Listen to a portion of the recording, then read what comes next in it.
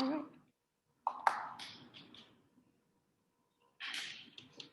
Elias? Hi, welcome. Thank you all for coming. My name is Elias. I'm a part of the YC. My preferred pronouns are she, her, and I'm in the 10th grade.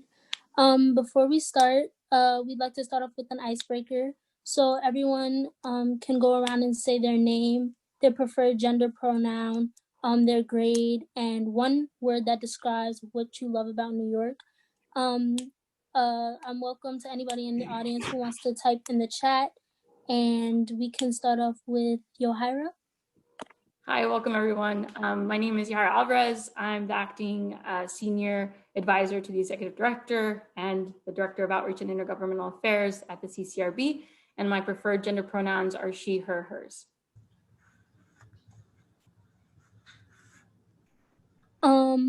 Mickey, is that how you say your name? Yeah, it's Mickey. Hi, my name is Mickey. I'm from the NYCCHR. I'm in the 10th grade, and a word that describes New York for me is spontaneity. Nidhi, is that how you say it? Yeah, so hi, my name is Nidhi, and my pronouns are she and hers. My grade is 12th grade, and one word that describes New York City, in my opinion, is busy. Rabia? Yes. Hi. Hello, everyone. I'm here on behalf of MCN, Muslim Community Network. My full name is Rabia Razik. My preferred gender pronoun is she, her. I'm going to cheat for the New York one. I'm going to do two words, either historical or admirable.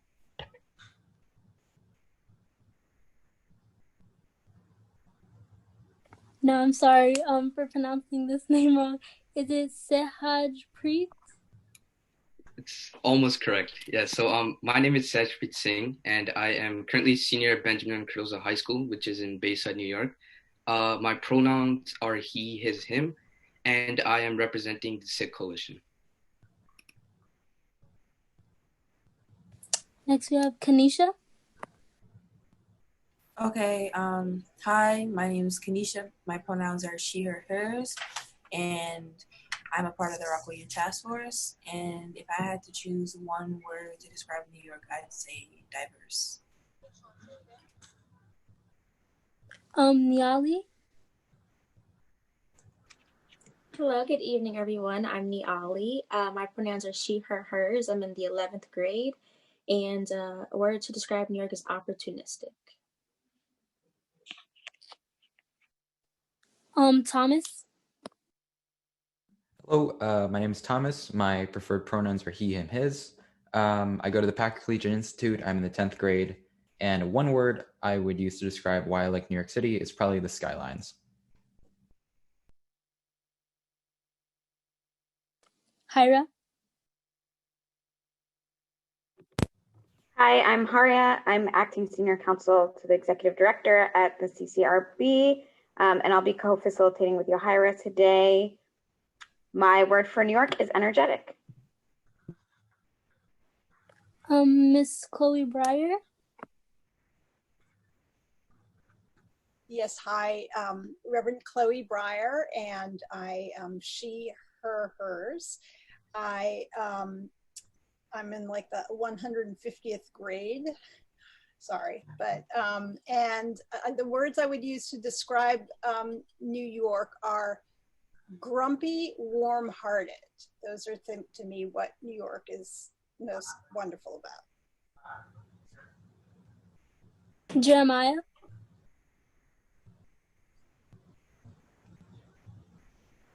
Hi, my name is Jeremiah. My preferred pronouns is he, him, his.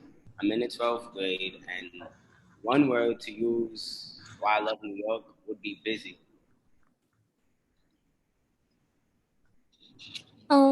Mr. Kevin O'Connor.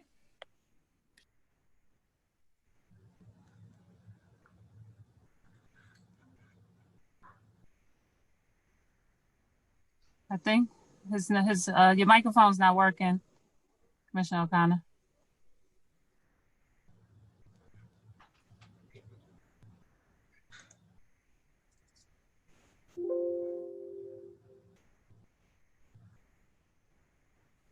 Elias, you want me to go in the meantime? Yes. Hi, I'm Deputy Inspector Victoria Perry. I am from the Community Outreach Division. I'm the commanding officer of that unit. And my one word to describe New York is unpredictable. Mr. Fred Davey? Hi, I'm Fred Davey. I'm the chair of the CCRB. My preferred pronouns are he, him, his. And if Reverend Breyer is in the 150th grade, then I'm in the 250th grade. And my word to describe New York is vibrant. Mr. Chauncey Parker? Hi, my name is Chauncey Parker. My preferred pronouns are he, him, his. I'm the Deputy Commissioner for Community Partnerships at the NYPD. And my words to describe New York City is optimism. Anything is possible. And Mr. Kevin O'Connor, is the mic working? Kevin, if you can't talk from there, if you want to come down to my office, we can just talk together up here if that's not working.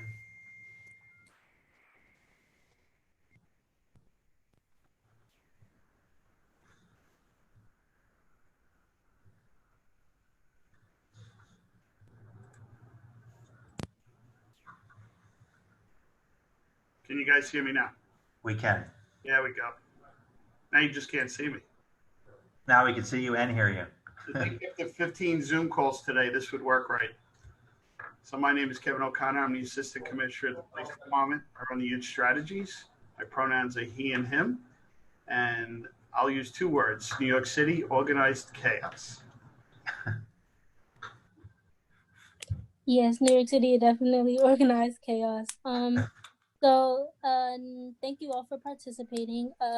Next we'll be hearing from Chair Fadibi. Thank you, Elias. And as I said earlier, I'm Fred Davey. I'm the chair of the Civilian Complaint Review Board, and I also serve in my day job as the executive vice president of Union Theological Seminary here in New York. I want to welcome everybody. Thank everyone for your willingness to participate, to have this really important discussion. The CCRB, the Civilian Complaint Review Board, as many of you know, is an agency that's tasked with investigating police misconduct, all with an eye toward improving police-community relations. The agency is made up of 200 staff. It has a board of 15. Our task is to review and investigate complaints of police misconduct as filed by people in New York City. We focus on excessive force, abuse of authority, discourtesy, and offensive language. And then we make recommendations to the police commissioner about certain forms of discipline in response to the investigations that are made. The CCRB is really privileged and pleased to have a youth advisory council made up of many of the young people we see here and others. And we really depend on the advice of young people to determine how best to affect and design our responses to the needs of the people in the city as the city's independent civilian police oversight agency. And those opinions of the youth and young adults in New York are really crucial and important to this conversation. So we really appreciate your leadership, appreciate your participation on the Youth Advisory Council. It is all extremely important. I want to thank the staff of the CCRB for helping us to organize this conversation tonight, particularly Jaira Alvarez and Harriet Tartican, who are here. How'd I do, Harriet? Any better this time on your last name than I have in the past? Pretty good. Pretty good. Good. All right, I'll take it. But all the staff at CCRB who have contributed to make sure that we could have this discussion tonight. I want to thank the Interfaith Center, my colleague, the Reverend Chloe Breyer. I'm privileged to serve on the board of the Interfaith Center and the work that they have put into making this relationship happen. And then all the members of the staff of the NYPD. who are here today and who are also participating and giving their time to this effort, because we all want to make this a city where the relationship between the police department and the citizens of the city, the people of the city, improve every day, but particularly as it relates to young people, it is so very important. Now, I think that is all that was a part of my task in terms of an introduction. I will say that I'm also pleased that we'll be a part of the conversation around police reform, the formal effort that the Police Commissioner Dermot Shea, has moving forward with the Police Reform Committee members such as Arva Rice and my friend Jennifer Jones Austin, and then the CEO of the Robin Hood Foundation as well. So we're very much pleased to be a part of that conversation, and we hope that some of what comes out of this discussion tonight will be in the final report that the police commissioner shares with the public, and particularly with the governor of the state of New York. So this is all very exciting, very important, very necessary. Glad you're all here from all of these different agencies and organizations, and I am very much looking forward to this conversation. I am going to turn the virtual mic and the virtual floor over to my colleague and friend, the Reverend Dr. Chloe Breyer. Chloe. Thank you so much, Fred. And I am, again, it's the Reverend Chloe Breyer, and I direct the Interfaith Center of New York. And I just am struck by how exciting the responses were and the involvement of such an amazingly diverse group of younger New Yorkers. And I'm just looking at the chat right now, and in addition to what you all, what those of us on the panel said, some of you also participated and said that things that reminded you of New York were words like adventure and words like humorous and diverse and resilient. And it's just a reminder of there are very few places on earth that a conversation that like what's happening tonight could actually take place. And for that, I think we're all pretty blessed, I would say. I am thrilled and thankful to Fred Davey, to Yohara, to Commissioner Parker, Rabbi Joseph Potasnik, as we sort of sat and listened to Thomas and others of you on the board, the Youth Council, as you had a conversation with Chief Madry a little while ago that was just so exciting and honest and heartfelt, and really led, I think, in some ways to tonight. I want to just close with an interfaith observation, which is that we're in a dark part of the year. December is when the days are kind of the shortest. And in some ways, it's an analogy for the darkness that many of us have experienced this year, with so much that has gone on to challenge who we are as a city, as a country, in the world at large. And many faith traditions honor light at this time of year. You see candles in Diwali, you see candles in Advent for Christmas, and also for Hanukkah. And I just want to say that you all on this conversation tonight, your honesty, the way you agree to engage with people that you disagree with, are like light to me in the darkness. And thank you just for taking the time to be here.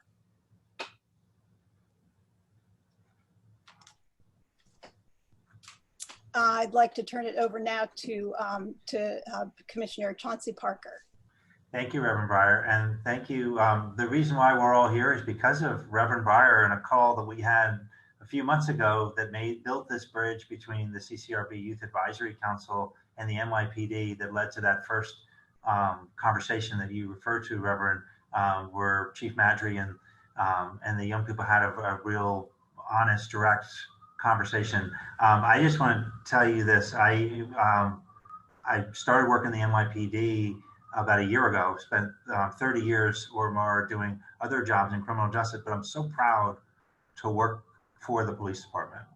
But I also want you to know that we know that we can do better, and we're absolutely committed to doing better as a police department. And I can promise you this, on behalf of the police commissioner, on behalf of the great leaders that you're going to meet on this call, Chief Madry, Commissioner O'Connor, Inspector Perry, I promise you this, that there is nothing more important to this police department at this moment in time than building partnerships, supporting our young people in the city. And so you are really serving as our advisory council for this, and you're going to give us straightforward conversations. Chief Madry's waiting for, I don't know if Chief Thomas was saying a little earlier that he has some follow-up questions from his first conversation with you.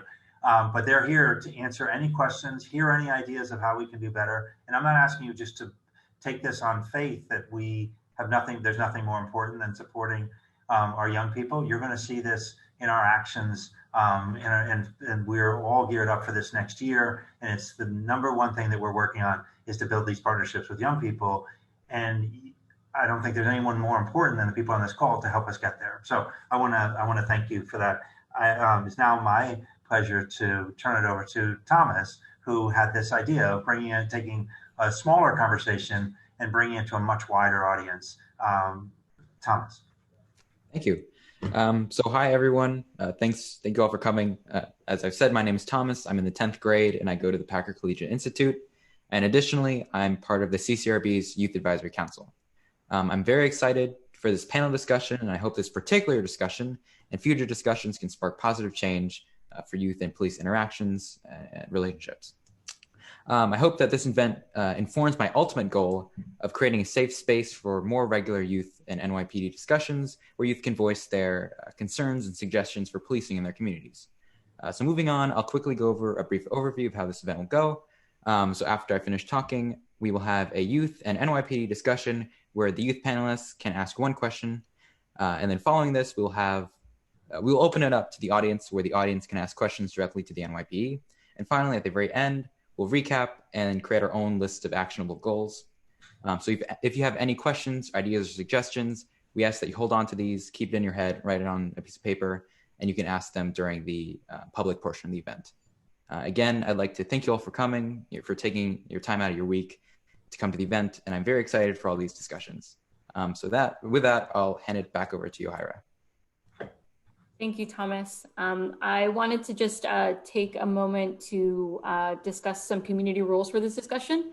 So one is going to be one mic, one voice. We want to really respect everyone's space and time. We really want folks to think about using I statements. Most importantly, really respecting the youth in this space, that their experience and their lived experience makes them authorities in policing and in living in New York City, and also move up, move back. There can be some times where folks may be taking up more time than others. We really want to allow this to be a space for everyone to voice their concerns and have ample time to do so. So we really would like responses to be limited to 2 minutes. Panelists, is there anything else that I should include in community rules that I'm missing? All right. Thank you so much. And then before we start with our youth panelists, I just want to take a moment for Chief Madry, Inspector Perry, and Commissioner O'Connor to reintroduce themselves and describe the role that they have at the NYPD. We'll start with Chief Madry.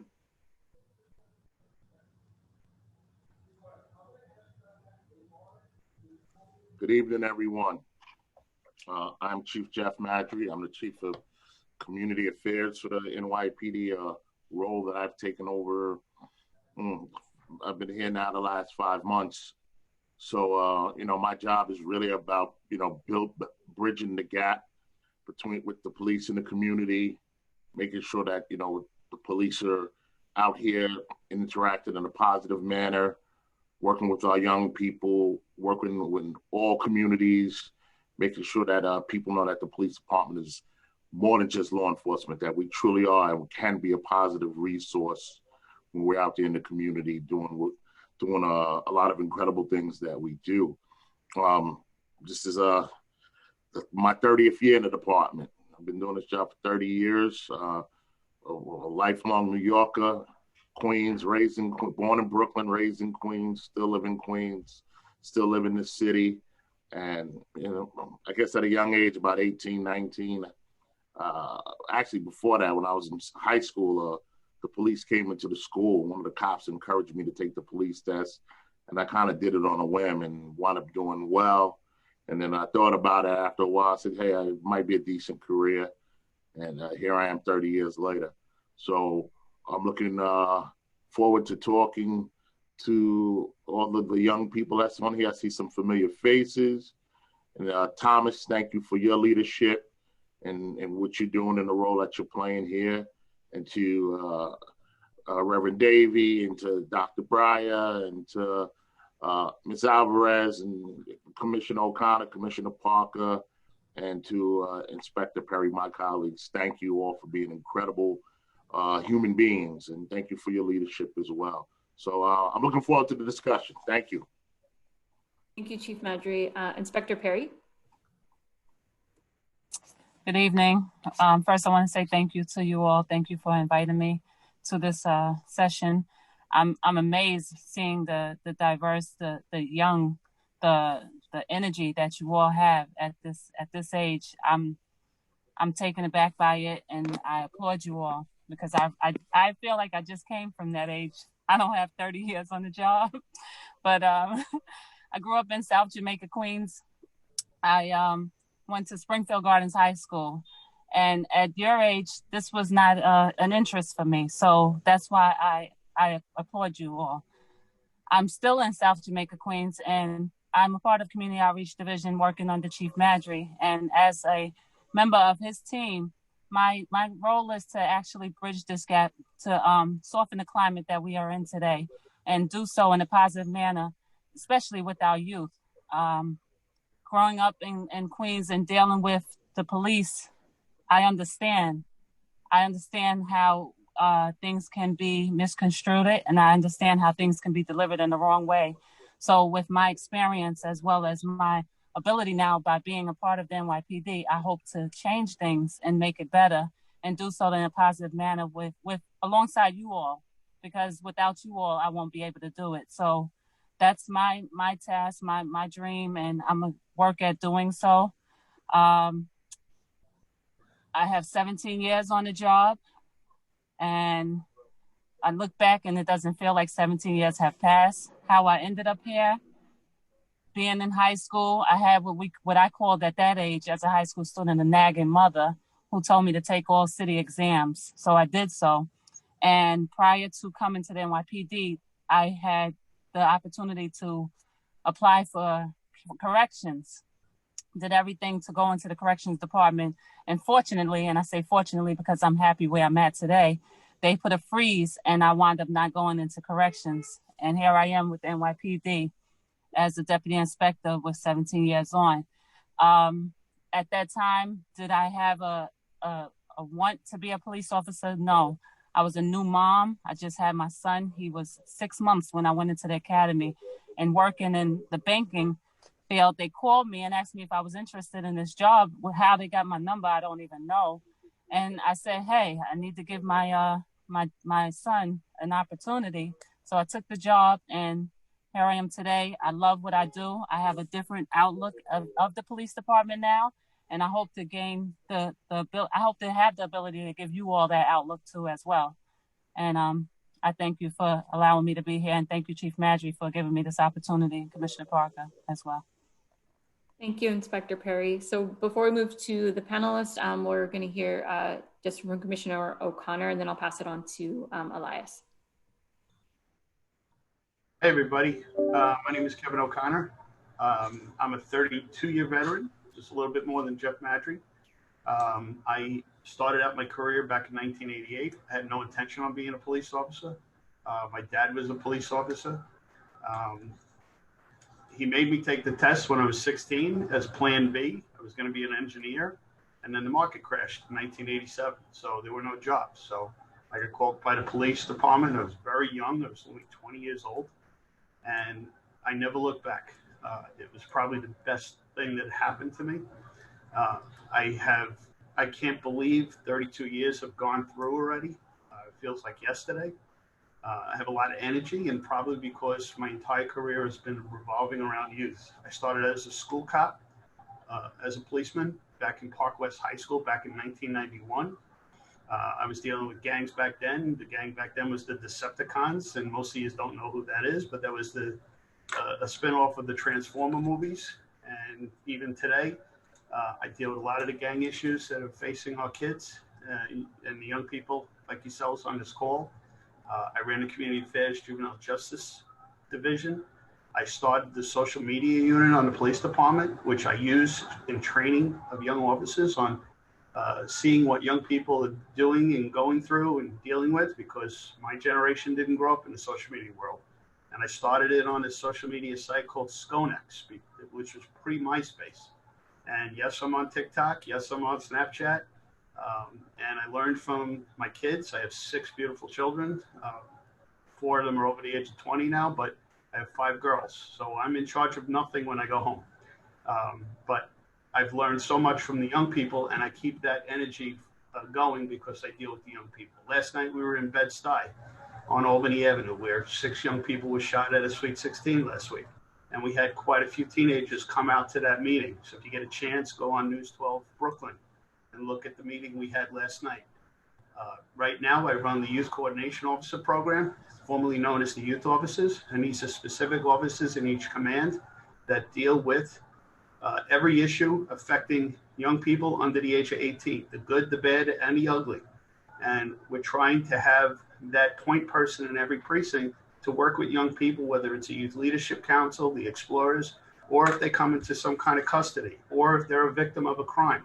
We have experts on patrol in each location that understand the angle that we need to come at and listen to the young people, be the voice for the young people. Yahira came out and did training for those officers for us, putting CCRB on the front burner at our training and letting the officers understand what CCRB is doing to change the way the police department may be operating with young people. So I look forward to the conversation tonight. Thank you. Thank you, Commissioner O'Connor. Elias? Thank you. I'm gonna pass it on to Mickey. You can ask your question. Okay. Hi, I'm Mickey. I'm in the 10th grade, like I said before, and I'm part of the New York City Commission on Human Rights. Pretty much aims to make sure that all New York City citizens do have human rights and they're not violated in any way.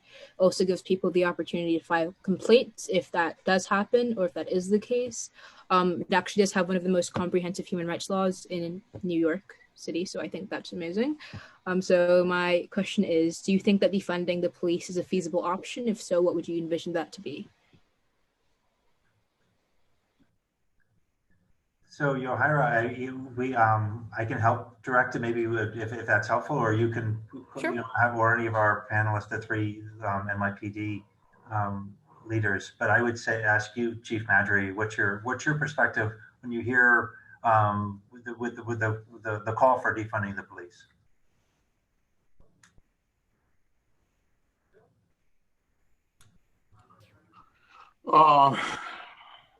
I have mixed feelings about the calls to defund the police. I mean, listen, I'm a policeman. I work in this agency. Do I want my agency to have the best and have everything they need? Do I want my agency to have an abundance of things? Who wouldn't want to work in a job where that job had everything they needed to go out and do their job and more? All right, so I don't think anybody, if you ask anybody about their job, like, should we take things away from your job? I don't think too many people would say absolutely. But, you know, in terms of looking at the big picture, you know, they wanted to take $1 billion away from the police department, all right? And I live in this city, and I deal with young people. And I actually told the mayor himself, that if you're going to take this amount of money away from the police department, put it in the hands of people, give people jobs, give people employment. Forget about all this, oh, we're going to put it in this agency. Give it to people, go to stores in the community, tell them to hire this young person, hire that young person, teach them life skills, teach them how to do a job, teach them how to be better people, teach them, you know, help them mature. And then we'll use this money here in this pot to pay their salary.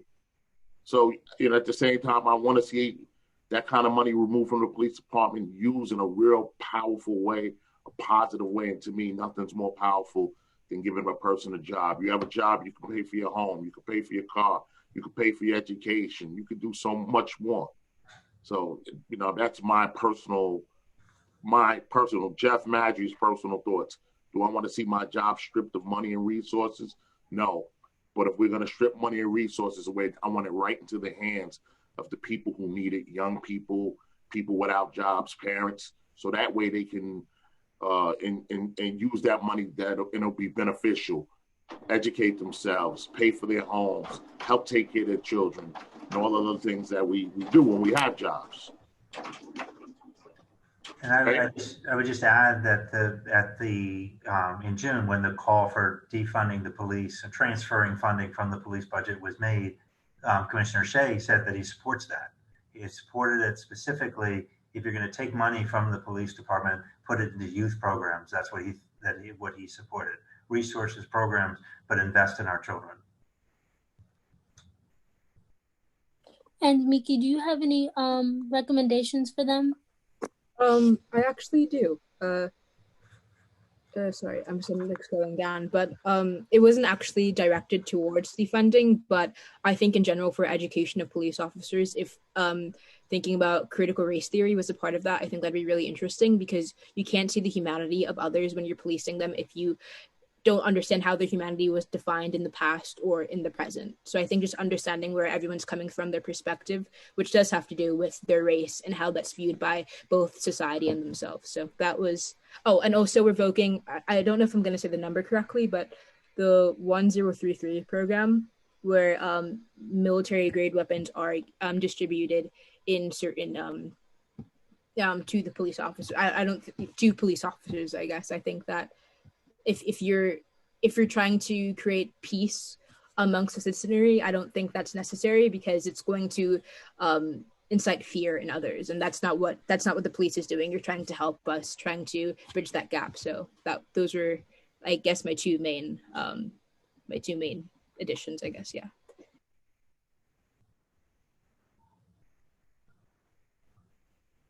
Thank you. Sorry, you can go ahead. No, thank you for your responses. I appreciate it. Thank you. Next we have Nidhi. Hi, so I'm Nidhi, and I'm representing the Hindu Temple Society of North America. Before I get into my question, I just want to give you a little bit of context. So according to an article from The Gothamist from August, statistics show that 51% of police officers in the NYPD, or 18,360 officers, live outside New York City.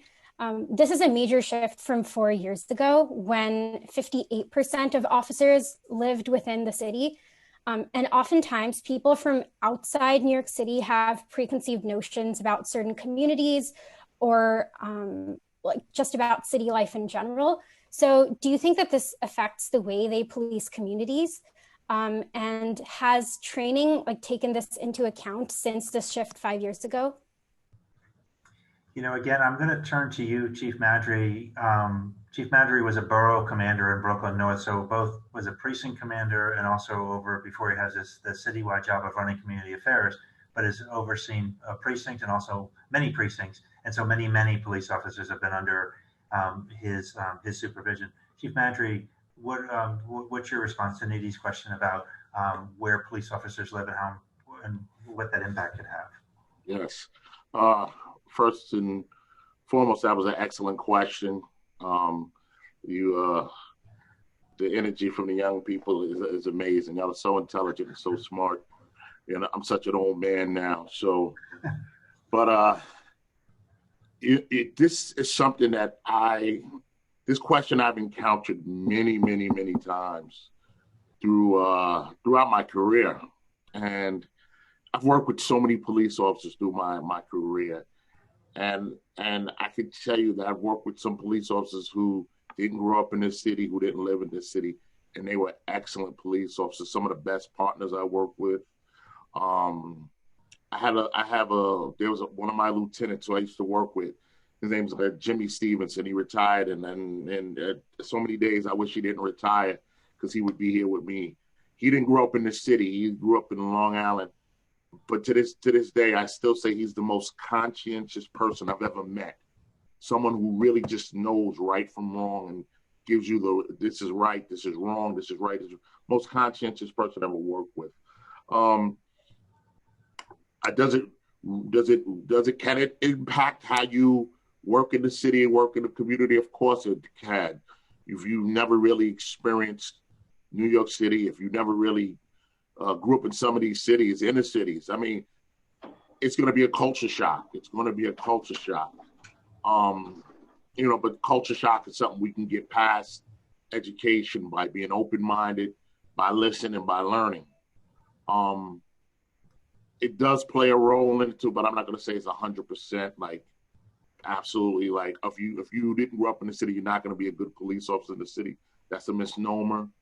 I think you have an advantage if you grew up in the city. I think there's definitely a certain advantage. Like I said, I grew up in the city, grew up in Brooklyn. I spent many days in Evansville.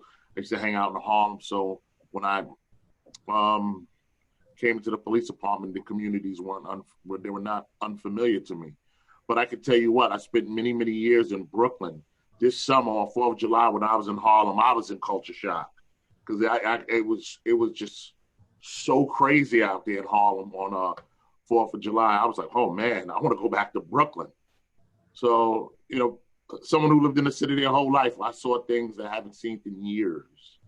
So it can have an impact on a police officer, but I don't think that it will totally determine how a police officer does their job individually. It's a question that's been raised. People have said, police officers should live in the city. They shouldn't live in the city. I really don't have an opinion either way. I think it's all about when you come on this job, you just want to learn to be the best. You have to be open-minded. You have to listen.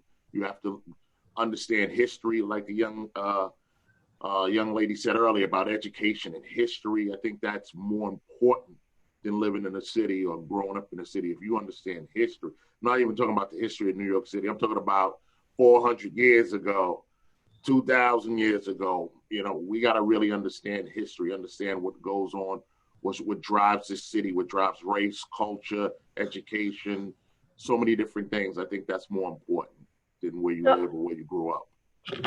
Thanks, Chief Madry. I just want to hop in here real quick. I think part of this question is coming from young people really wanting to see more officers in the community who look like them and think that that's particularly important in terms of policing their community. It would be great to hear from the department more about if you take into account demographics of police officers with where they're positioned in the communities, but then also, as Nidhi asked, if there is any type of cultural sensitivity training or any training that is done for officers that are coming from outside of the community to police the communities that our young people live in.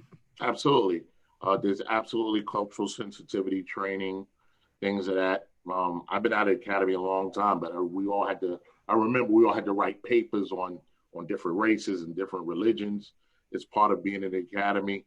So the curriculum has changed, with cultural sensitivity is definitely a part of it.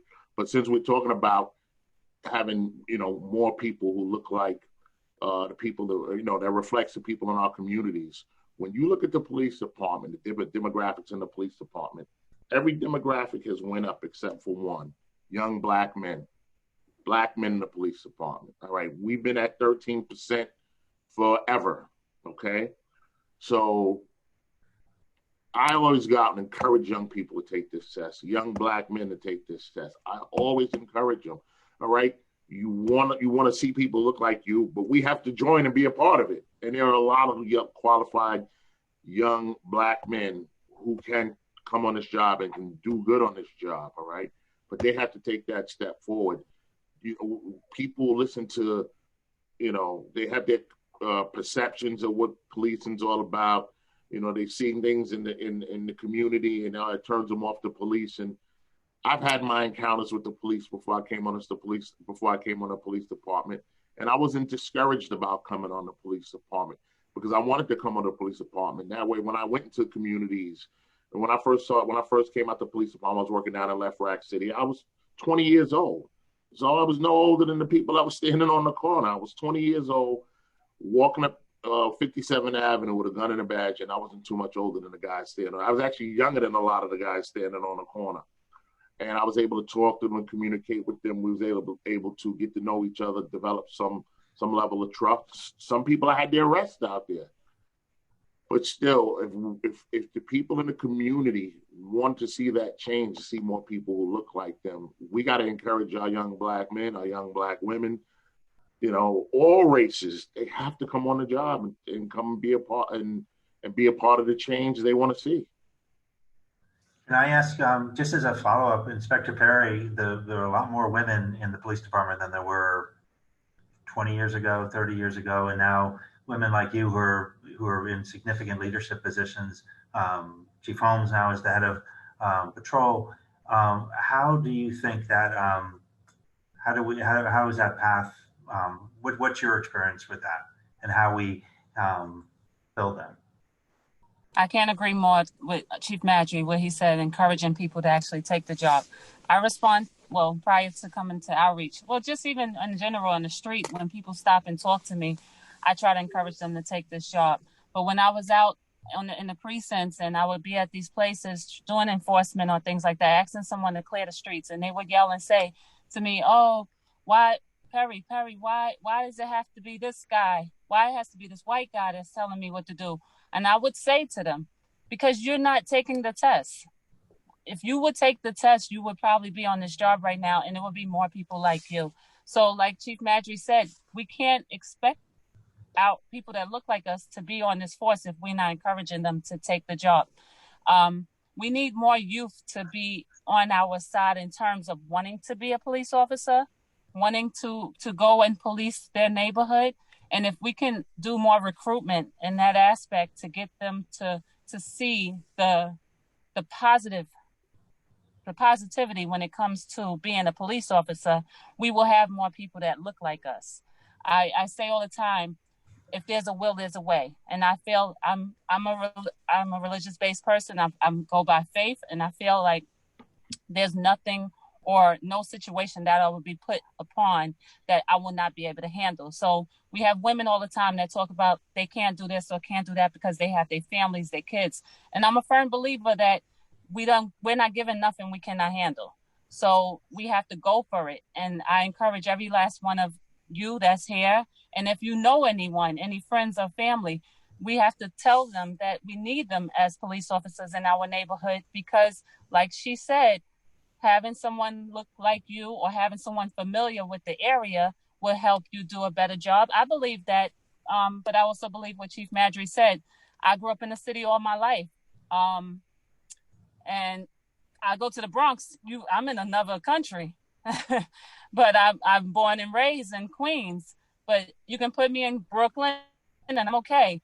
You put me in Harlem, I'm like Chief Madry said, where am I right now? So as far as being from the city itself, I do understand why people leave. The cost of living, we all know the suburban area costs a lot less than it does to be in the city area. So you take this job and you want to have more for yourself, and you want to do so with what you have. You sometimes venture to go ahead and leave the area that you grew up in so that you can have a backyard. So now your kids can have a basketball hoop in the back or a swimming pool or so on and so forth. So it's all a strive to have more.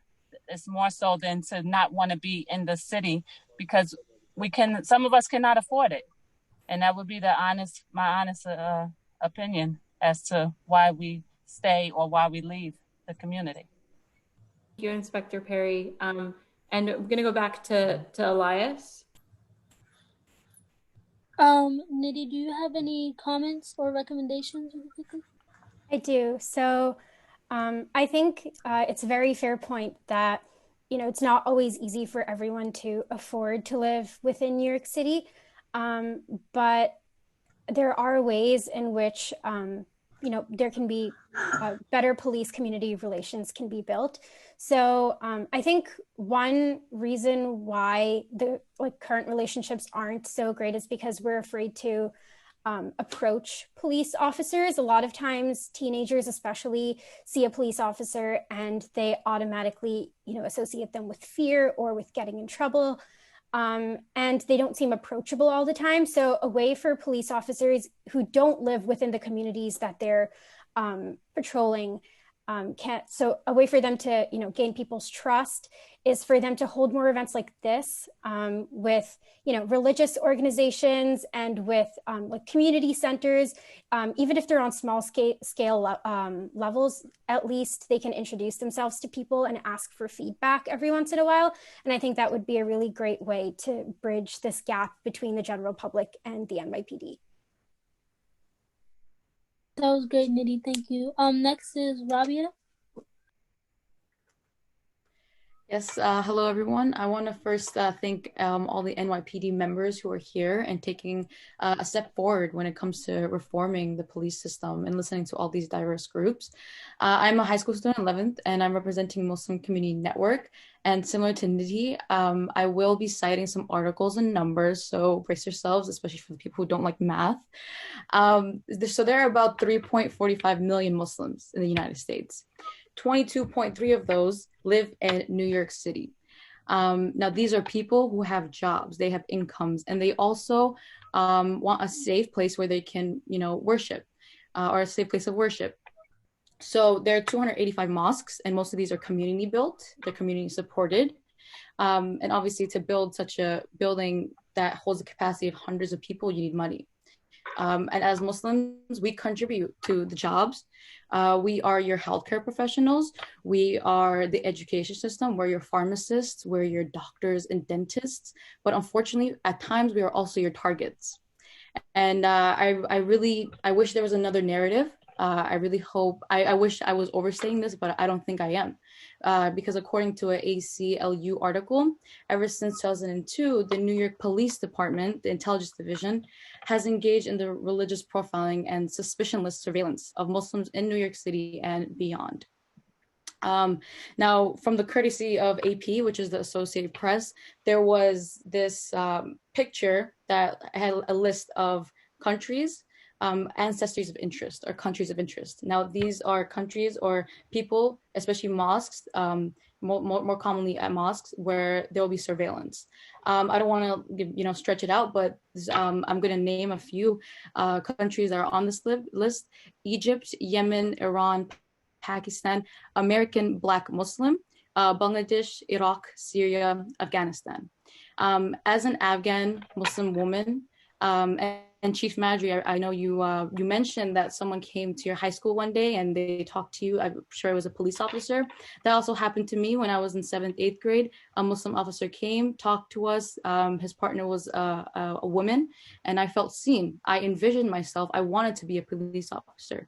But as I grew older, my high school days, that kind of engagement stopped. Police officers weren't at my Muslim school just to recruit or to engage or holler at the car or do something positive.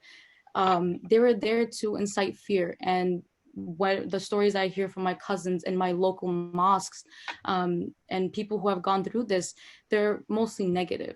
So for the chief of community relations or anyone who's a part of that community, is there what do you see, what do you envision when you think of Muslim relations with the police?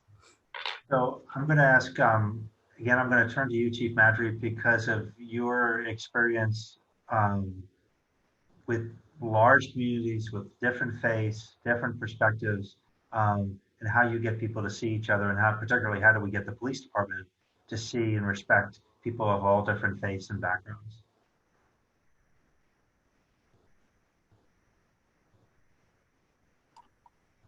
Yeah. I see the relationship with the Muslim community as I see the relationship, and this is me in my, my utopian mind where, we're supposed to be out here engaging all communities. We're supposed to show respect and deference to all communities. I've been in the mosque plenty of times, plenty of events by the Muslim community. And, we have a strong fraternal organization, the Muslim Officer Society here as well. And they made me their Man of the Year a few years ago. So I was very happy about that. As taking over community affairs and events like this is great because it just reminds me of the things I need to do. When I took over this role, we were in the midst of a pandemic. So there are a lot of things I cannot do. But once we get out of this pandemic and we can start moving normal again and going into schools and going to youth centers and stuff, that's going to be one of the things on the list to make sure that the feeling that you had when you were much younger, you can have it again now that you're in high school and a little older, because there are Muslim police, or there are Muslim men and women in this police department who are incredible, that I know personally, who are friends of mine, who are incredible police officers, and police officers that you could look up to, not only as just a human being and a person in general, but from your religious standpoint, as from one Muslim to another, you could look at them and say, wow, there's no barriers. I can go out there and do this work.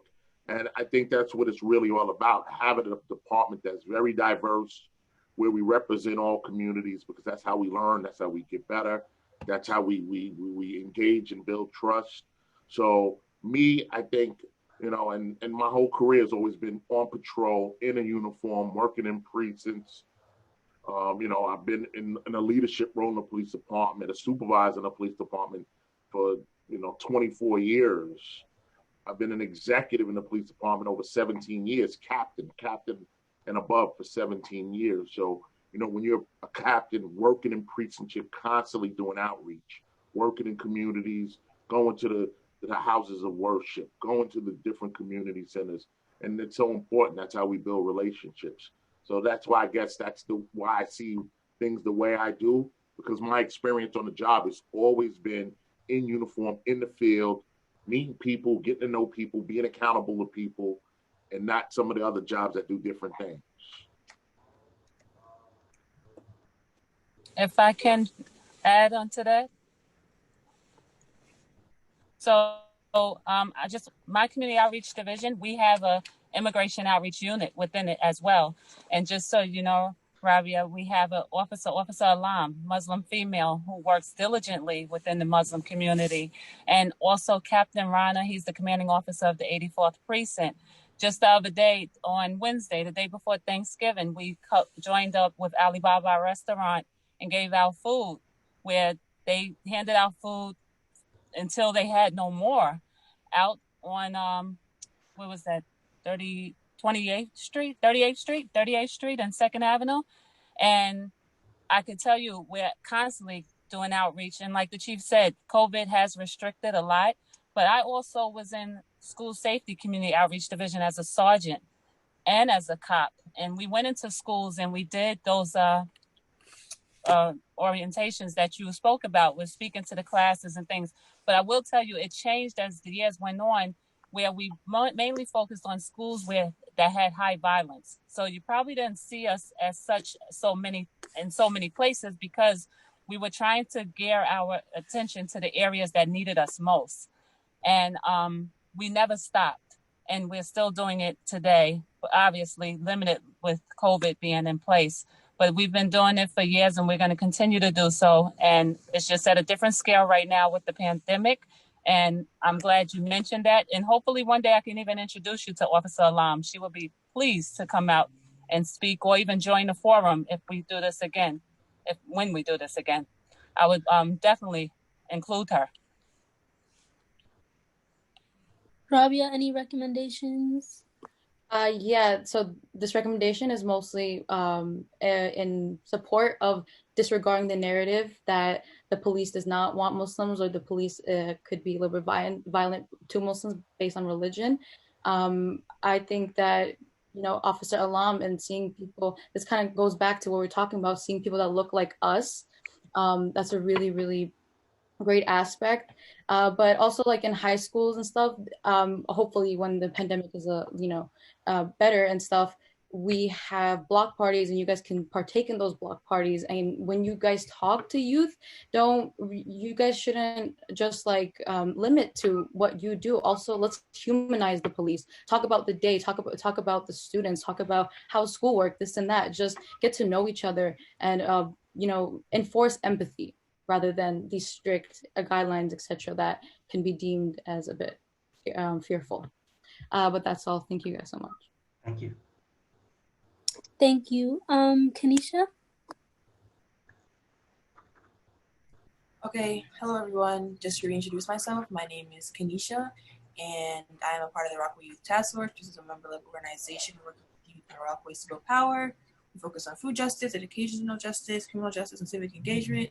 I am one of the youth leaders there, and my main focus is community engagement, which basically means going to the meetings in the community. I am a junior in high school, and so Black and brown communities are often the most heavily policed. The state-sanctioned violence against Black and brown bodies have given birth to a movement that calls for defunding, and not just the NYPD, but the police abolition together. Folks are calling for police department budgets to be reallocated to resources for communities most vulnerable to the prison industrial complex. Communities of color are reimagining what safety looks like in their neighborhoods. The general consensus is that police does not equal safety. My question to the NYPD, and especially to Mr. Chauncey, is how do you plan to help the community and foster connections when the community that you want to help has clearly expressed the support that they need is replacing police with community resources? Well, thank you, Kanisha, for your question. What I'm going to do is I'm going to turn it over to Commissioner O'Connor specifically to answer, and let him have an opportunity to talk about the vision for reimagining the police department with the tension and with the challenges that you talk about between the police and the community, and how, particularly with our young people, what is your plan, Commissioner O'Connor, to reimagine it, to Kanisha's point? So thank you, Kanisha. And Chief Madry had touched on earlier about the defund the police mode if we were reallocating funds to specific needs of that community. One of the things we're doing right now, and I mentioned that that story that came out last night, I've done 28 of those, what I call YCO street meets. And I'll invite everyone on this call to come out to them. If you follow Commissioner Parker on Twitter after this call, you'll see when we do them. And we're usually doing them in the hottest areas. The Sweet 16, obviously. We're trying to keep the attention on that shooting because so many young people were affected negatively on it. But at the same time, we're bringing out the offices that I mentioned that deal with the youth to those neighborhoods, bringing resources, bringing community-based organizations, anti-violence groups, clergy, and having discussions and finding out what the young people need. But we're also allowing anyone that wants to speak at these to say what they need to say, similar to what you mentioned about having forums like this more often. Well, with the pandemic, we're taking advantage of our office. Our office is the street. So we're out on the street doing this. But it's also about opening up spaces. The police department is a formidable force to get things done. So what we're doing right now is, and Commissioner Parker is really driving with this, is we're trying to create environments like the center we opened up on Atlantic in Pennsylvania. It's an NYPD community center, which is basically a free place for teenagers ages 12 to 19. When we get out of this pandemic, that's the kind of facility we want to see the police operate. And what I mean by operate is we have programs run by different agencies and companies and community-based organizations from around that neighborhood that know that neighborhood, come into a safe space, and the police job is to facilitate. So I'd like to see more of that, where we're creating the safe space as the police, but enabling that community-based organization, religious organization, youth organization to come in and do what they do best because they know the neighborhood better than anybody. So it's about having a 5-lane highway. Everybody has a lane. And if everybody stays in their lane and work together, we get to a goal much faster. But the key to this is we need to hear the voices. So when we hold these street meets, I'm getting mostly adults. Last night was a very unusual meeting. We had a ton of kids there, but that's showing that we're starting to get into the right group of kids. The YCOs are bringing kids from their respective areas to the meetings to discuss what's going on. And right now they're listening. They're hearing what we're saying, and they're hearing what community-based organizations are saying. And I'm hoping it goes forward where I have people like yourselves that come out and voice your opinions, because we need to hear it. Chief Madry keeps saying how old he is. I'm going to say he's older than I am, but he's not. And, Inspector Perry, she's basically a rookie as far as I'm concerned, but her opinion means more to you than mine does because she's living this. She's out there doing the outreach, and we need to hear everybody. I just want to touch on something you said about people moving out of neighborhood. I was born and raised in Brooklyn, raised in Queens. And financially, I had to move out. I have a special needs child. Decisions forced me to move out of the city financially. I had to move out. It doesn't make me any less of a police officer than anyone else if you have the heart in the right place. You have to have respect. The number one word I love to use is humanity. We have to have humanity. And Kenesha, down in the Rockaways, I dealt with your group probably before you were in it when Hurricane Sandy came through. It was the greatest part of my career, was helping a community for 5 straight days with no other resources but the police and the community. And we had churches coming up from the south, tractor trailers, diapers, food, fresh food. We did it together. And events like that, unfortunately, tragedy brings out the best in people. 9/11 is another example. People from all over the country. Nobody was separated anymore. We were all in a common phenomenon. And that's what we need to find. What's the common thread that we all want? We want safety, and we want security, and we want opportunity. How do we get that? Stop looking at differences and look at what we all want. I look at you guys, I see my kids. I have 5 girls. My oldest 26, my youngest 13. So they're all in your world. So I try to approach, when I deal with kids on this job, as my own kids. What would my daughter want? May not be the same, but it is pretty much the same. And people across the city are like that. Queens is probably the most diverse place in the world. You could drive from one neighborhood to the other and be in a different religious area, a different community area, just blocks apart. And that's what makes the city so great. I never stopped learning every single day on this job. 32 years, we talked about different boroughs. I worked in the Bronx for quite a while, in Upper Manhattan, Brooklyn a little bit, but I don't know Brooklyn like Chief Madry does. But I feel comfortable in Upper Manhattan and the Bronx because I worked so many years up there. Talk about Staten Island, no offense to anyone on the call, that's another country to me. It really is. Just the whole layout of it, it's another world. So, but it's the opportunity to learn. To Rabia, we had the first Muslim family move into our neighborhood. I live in a very white Christian neighborhood. And the first Muslim family moved right across the street. My job has taught me they were no different than anybody else. Hardworking man, he has 3 jobs. He has 3 beautiful children. Their kids were going to be attending the school with my daughter, a 13-year-old in middle school. We took her on the bus the first couple of days to get them comfortable.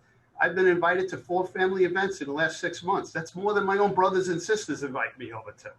You know, and we got to show my own daughter that they are very similar to everyone else. Just because they're from a different religion or they wear a different outfit, they're not different. They're the same. But you need to understand their culture, and it's exciting to learn. To me, it's very exciting to learn. So I love the fact that my job has now helped me make my neighbors understand when something different came into the neighborhood. And now we have a mosque in the neighborhood. Now we have a population coming into the neighborhood. And everybody's finding out they're hardworking, good people. That's what you want in your neighborhood, good, hardworking people. And that's all because of what I learned through 30 years in the police department. So it's very exciting. Thank you. Thank you, Commissioner O'Connor. I just want to make sure that we don't miss a part of Kenesha's question, which I would love to hear more of. She's asking how the NYPD has had to react or adapt to trying to provide services to a community that is actively asking for non-PD services. I think it would be great to hear a little bit more about that. Commissioner O'Connor, you'd started by saying that you are bringing community groups to these events that you're holding, but I think it would be great to hear more about that intersection of how you are working with communities that are asking for a smaller police presence. Can I add a little bit to this conversation? Go ahead, Gene. Back at the end of May, we saw the heinous murder of George Floyd out in Minneapolis, and you know, at that point, that's where we saw a lot of anger, a lot of frustration. People call for change. People are still calling for change, and we saw Minneapolis say they were going to they were going to basically dismantle their police department and start anew. You saw that they took $1 billion from the NYPD in early June. And let's be honest, what happened when they took away that money and there were less cops on the street? And let's even talk about what's going on in Minneapolis. Let's be honest what happened. Look at the gun violence that rocked our communities. Look at the gun violence. By the end of the summer, people were calling for more police to come out. The people who were calling for, there are people still calling for less police, but there were a whole lot of people calling for more police. It was a terrible. I ran Brooklyn North for 5.5 years as the borough commander. Brooklyn North right now is up 205 shootings from last year. 205 more people got shot in Brooklyn North. Let's be honest, they're not getting shot in Greenpoint. They're not getting shot in Williamsburg. They're getting shot in East New York, Brownsville, Crown Heights, and Bed-Stuy. So you're talking about an increase of over almost 200 shootings coming out of just 3 or 4 neighborhoods. So, when we start saying we want to strip resources and we don't want the police and stuff, we got to be careful what we ask for. When we make a plan first and then take the action steps. We don't take the action steps first, then try to figure out a plan. And I think that's a lot of what happened, and we saw the results, all right? Some of the most heinous crimes I've seen in years have happened this year. Commissioner Connor went out last week in front of on Albany Avenue, where the 6 kids got shot last week. I saw that video this morning. I didn't see that video prior to this morning. I saw that video this morning. It was horrific what happened with those young people out there, and the way our own young men in our community would go into a building, multiple guys with guns in their hand, and just aimlessly shoot at guys, girls, children. So I understand people wanting to have less police and want more resources, but we can't take action steps and then come with a plan. We have to have a plan first. We have to have a plan first and make sure we're going to target the people who are committing gun violence in our community when we take the money. We took the money, but we had no plan to deal with these young people. Gun violence went through the roof. So we got to really think about this. We yelled and screamed, take the money away, but who got impacted most? The communities that were impacted most by the police and wanted the money taken away are the ones who suffered more than anybody else. Anybody else. 1-year-olds being shot in the street. So we got to really think about this. All right. I want to see more resources go to the community. I want every one of you to have a job. I want every one of you have a great opportunity to get an education. I want every one of you, when you get sick, have an opportunity to go and get good medical care. All right. I want you to have a decent home, your parents to have jobs. But we can't take action steps without a plan because, again, the people who were impacted the most and wanted to see this money taken away from the police is the same community that got rocked by gun violence and crime. So where was the justice? Chief, and Kanisha, I just want to follow up with what Chief Madry is saying, but also just go specifically, I think, to your question in addition. I think it may be that you're asking, is there any change in policing that a community that is asking to defund the police, do the police act any differently about that in that community? Was that you were asking or you have your question answered? Because the police will always respond to the 911. Even with whatever that is, that one thing for sure, imperfect as we are, it will always respond to the 911 and do the best they can to protect people.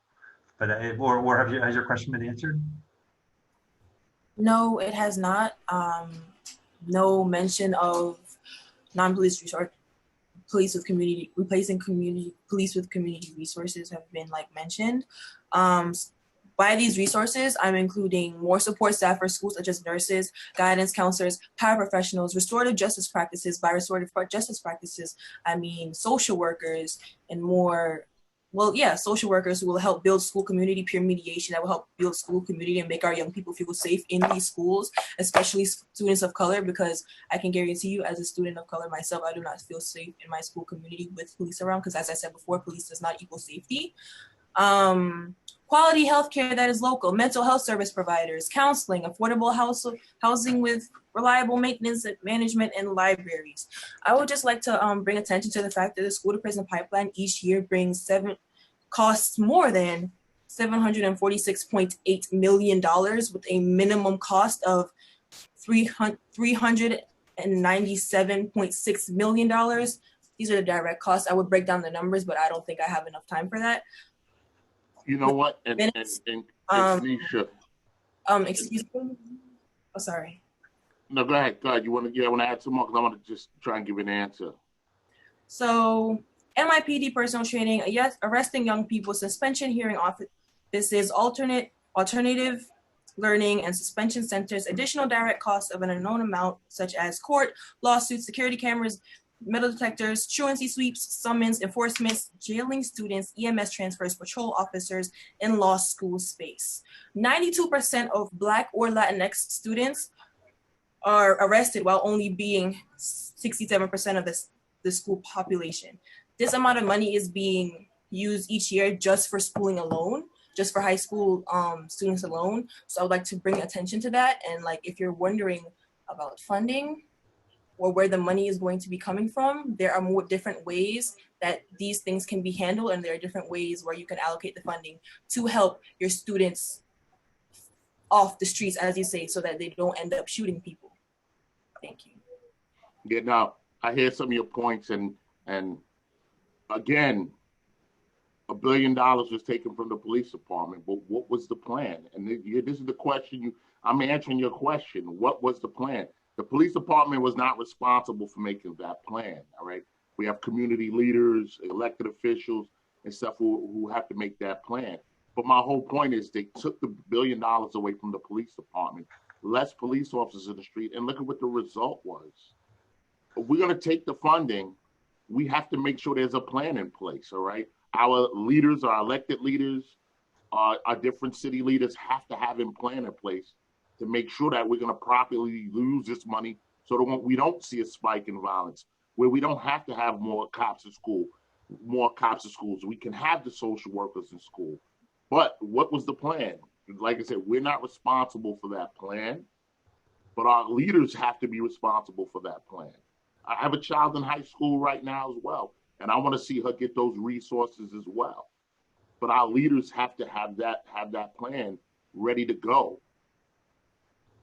And I would just add, Kanisha, I just want to add to Chief Madry is that the part of the cuts are the public school safety, which is currently part of the police department, is now being transferred of all those resources. It's not the school safety, all those school safety agents, all those school safety resources. That's out of the NYPD budget and will be part of the Department of Education. I think you raise a really, really important point, which is reimagining the role of the police. A lot of these things, the police department didn't raise their hand and say, we want to be, involved in, we want to be the 911, everybody calls 911 for an awful lot of things like homelessness or traffic or school safety and the noise is too loud. So I think reimagining, to Chief Madry's point, reimagining sort of what maybe it's not the police that does that. But there needs to be a plan. For example, the budget also took the funding away for the police department to respond with crisis management workers to homelessness. So we're now out, so that's now going to be a different agency. But there's work there needs to be a plan to help those people who suffer from homelessness. Thank you so much. I'm sorry. No, you go ahead. Oh, if you wanted to finish your thought before. No, that's it. I think it's what you're talking. We're absolutely open to, and this police department to reimagining the role of policing. Let's create that shared vision together. All right, thank you so much. Before moving on to Fred, Kanisha, I want to make sure that we have all of your suggestions written down. Is there anything else that you wanted to add in terms of recommendations or anything that you haven't discussed already?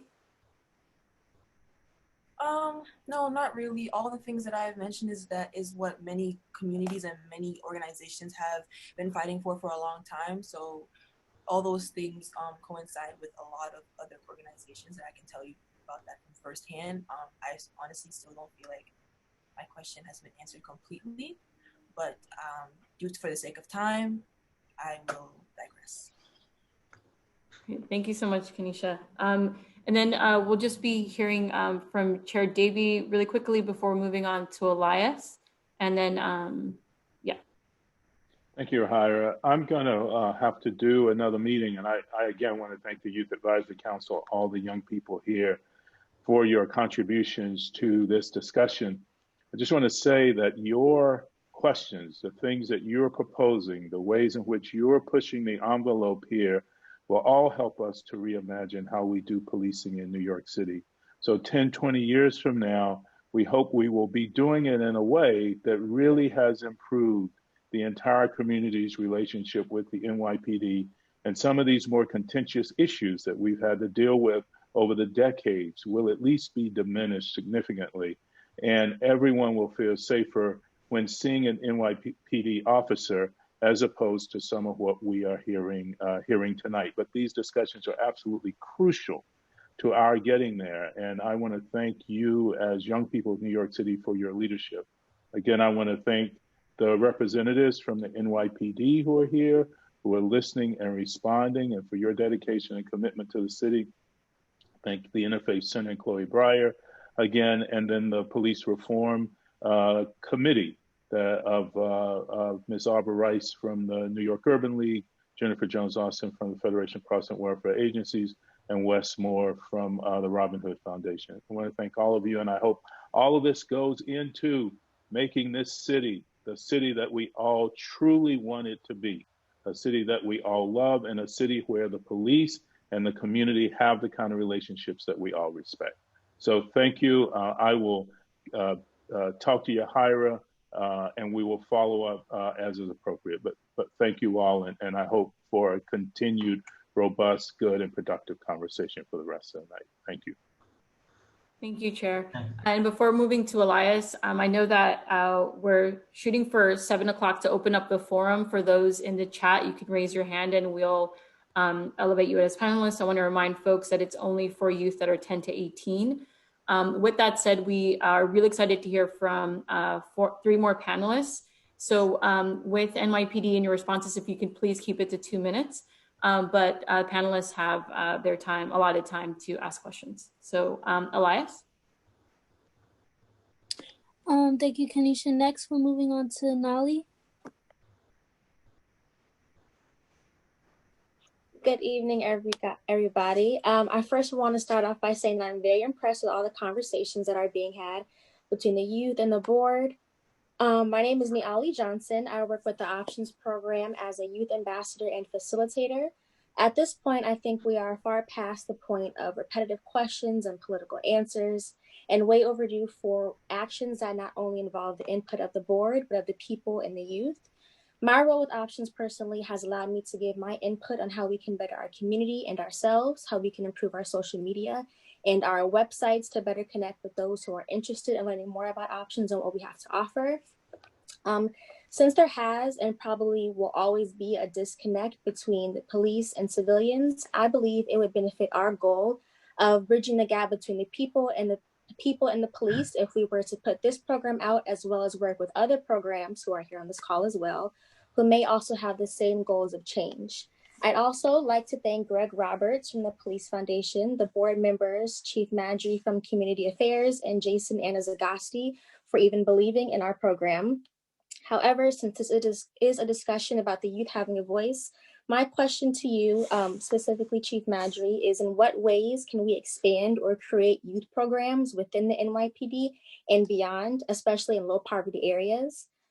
For example, the kids a part of the Options program, which is mainly based out of Brownsville and at the community center, have since voiced their interest in wishing there were more job resources for young adults.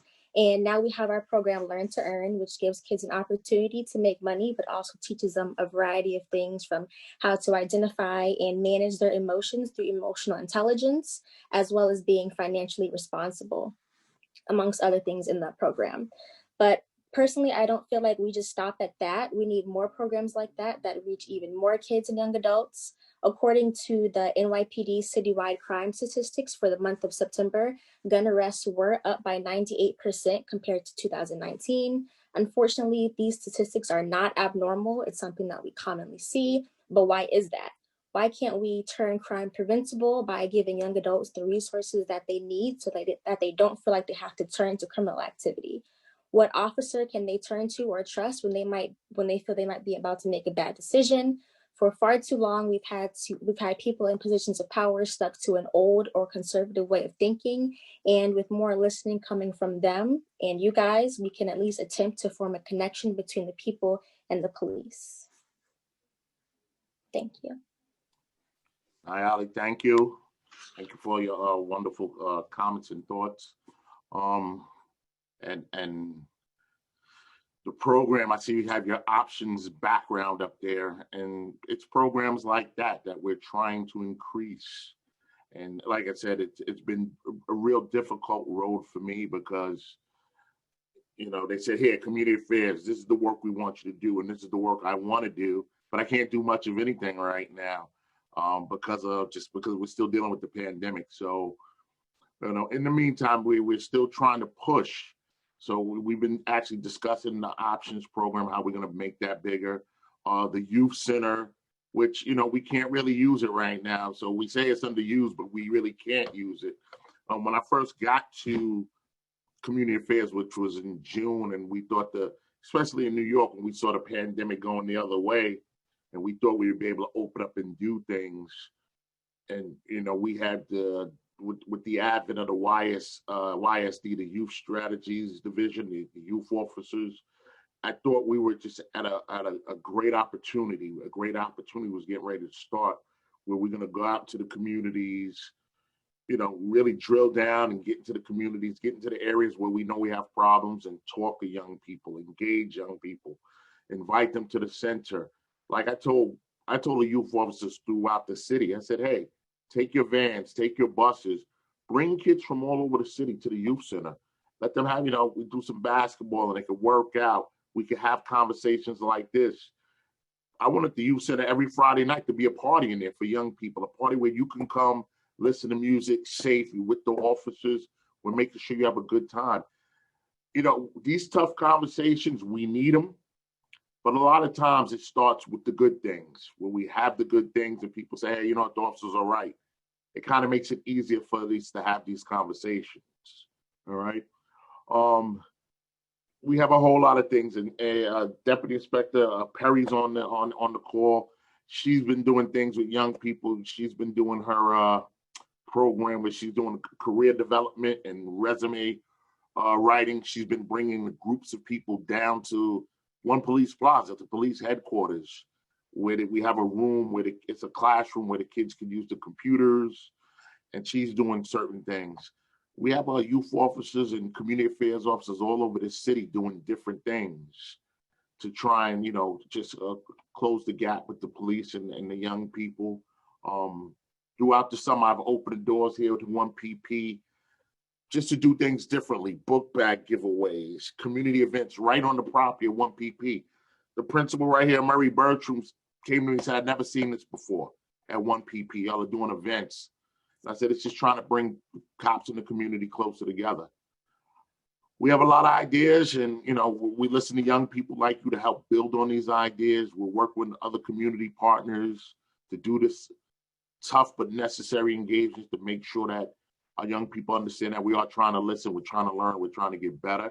It's not going to be an overnight fix, but I promise you that, especially here in community affairs, and there's a lot of other people under the leadership of Commissioner Parker, we're going to do our best to try and close that gap, to be a resource to you, to make sure that you know we're available to you, and to work on a lot of the things that y'all are discussing here this evening. So we'll keep working, all right?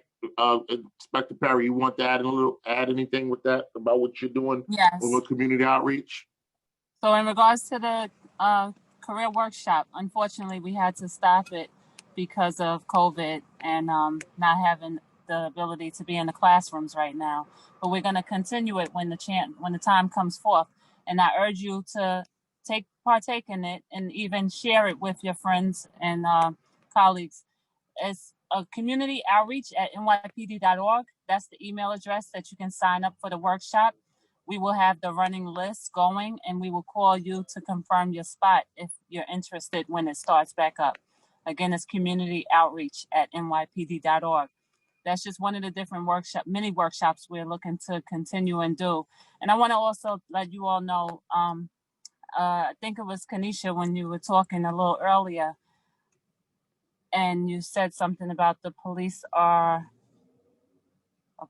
you made a statement that I don't want to quote you wrong, but I wanted to just reiterate. Police do not equal safety. Yes. I just wanted to let you know that we as police officers are also residents of the community. We're also human beings. We are also citizens. We also have kids just like you.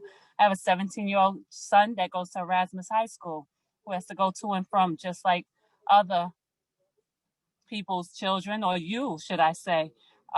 We are, and we do deal with everything that you deal with. Although I wear this uniform, I take it off after 8 hours, and then I'm me. So at the end of the day, before this police thing comes me, and comes my family, and comes you, and comes the people that I serve. And under Chief Madry and Commissioner Parker, we are here for you. When I put this on, I can't put me first. I now have to put you first. So I want you to know that my heart extends past my family, extends to all of you here. And I'm not no better or no different because I wear it. I'm just more a part of you and more subjected to have to deal with a lot more on behalf of you and my own. So I just wanted to let you know that, because you said you don't feel safe, but I'm here. When I put this on, my goal is to hope and pray that you are safe each and every day, along with myself when I take it off, along with my child when he goes to and from. So I just wanted to let you know that I feel what you say. I ask wholeheartedly that you all take into account that we do care. And it's 35,000 uniform members, and I'm sure none of us come in contact with every last one of them, because I don't, and I work here. So everyone is different, just like every individual is different. So we all just please take the chance to get to know us individually. That's all I ask.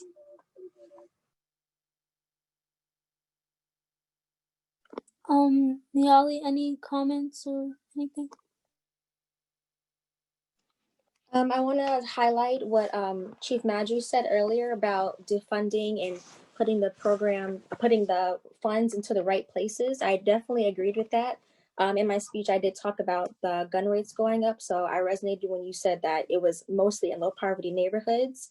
As for planning, I think right now, everything's at a standstill because of the pandemic. So I mean, that doesn't stop the planning that needs to happen, that is necessary to happen. It can always, be planned and then reviewed later. So I do agree with that. Also, as well as the youth coordination officers, the options program would also like to work with them as a tool. Like I said, I think connection and planning is very detrimental to especially everything that's going on now. So I'm going to leave the website and Instagram for options in the chat. So if anybody needs to connect with options, you have access to us. But thank you guys again.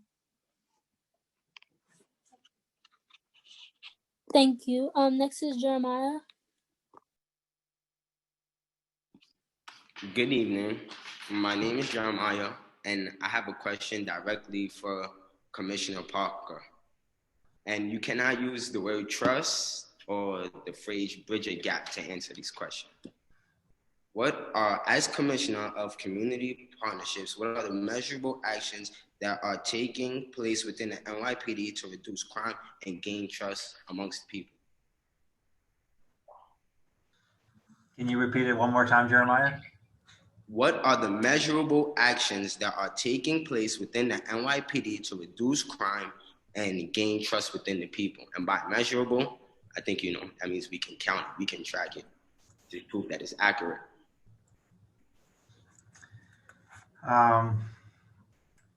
Well, I think one of the traditional measures that it's imperfect, that the police department uses to measure crime is reported crime. Now, part of that's an imperfect measure because that's a lot of that has to do with whether people are willing and comfortable reporting crime to the police department. One of those measures is the most common is going to be reported crime. I think what we're finding, particularly under what Commissioner O'Connor has been doing, is the measures. He's asking us to dig a lot deeper and to really look at earlier times, not just reported crime statistics, but look at data like the first time that a young person is a victim of a crime, and making sure that these youth coordination officers are reaching out and trying to support that young person and help them. Or the first time, it could be that somebody is a victim of domestic violence or a runaway, or has been even a young person who's been arrested. But the data, the measurable data, is to look at that number and see that the number of young people who are, particularly the number of people who are young or victims of crime, or young people who have been arrested, that those numbers go down. Because in a perfect world, which is what we want, is that there are no young people who are victims of crime and nobody's being arrested. That's the kind of data that we're using to help guide us. I think the most important thing that we need to do is to listen to young people and actually deliver.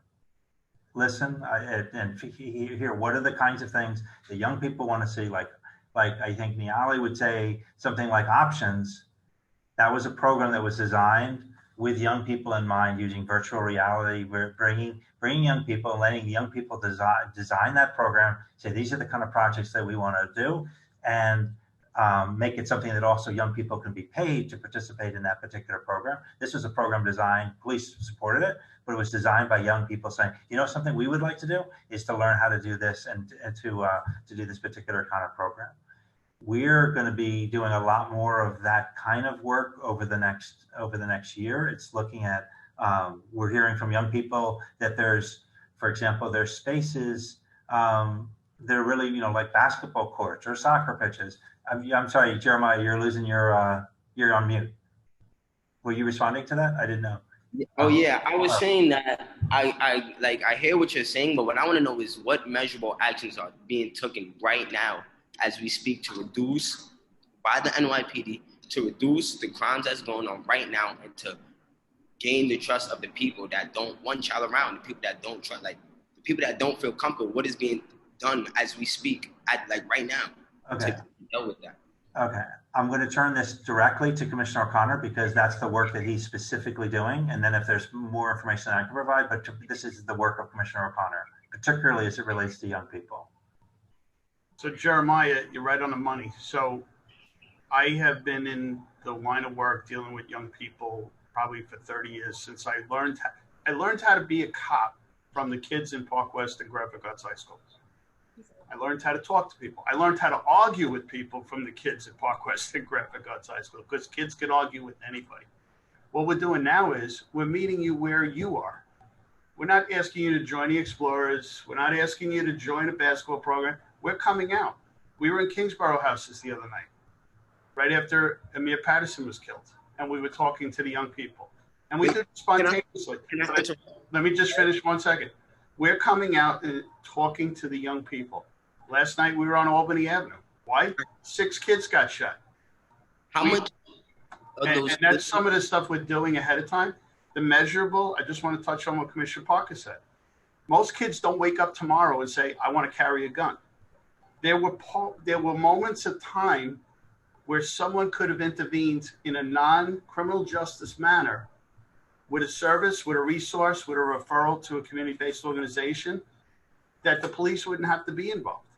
That's what we're looking at now, which in 30 years of policing, I never saw them do. If a kid went reported missing, as long as the kid was found the next day or returned home, the police were done. Nobody cared. It was over. We're actually going back there with community-based organizations to see if there's some need there. Why did the kid run away in the first place? Why is an 11-year-old in West Side of Manhattan gone missing 32 times? Can I interrupt? Yep. You said, you're in Kingsborough, you're in Albany, you're in these places, but are you in these places with the same kids that are on your police gang database? No, those are not the kids. You're not coming out to those type of kids, to the kids that don't trust you. No, that's exactly what I'm talking about. So, youth officer, I'll answer that question for you right now. I can walk into Hooli territory and talk about whoever I want to talk to. I can go into Rich Fam and talk about it. Why? Because I know what they're talking about. I know who's beefing with who. I know Washside is beefing with carver houses. Yeah, but but what I'm saying is, I'm not going in there to arrest those people. I'm going in there to engage them and have a conversation. When we had a young man killed on Doe Avenue over the summer, we did one of our street meets. I spoke to the guys who lost their friend. These are guys that you want to call gangbangers. They're just Doe Ave. When I grew up, I was in the same thing, except we didn't criminalize it. We fought with different groups. I played ball in Queens. If I left my neighborhood to go play at another location, the beef was on right away just because they weren't our team.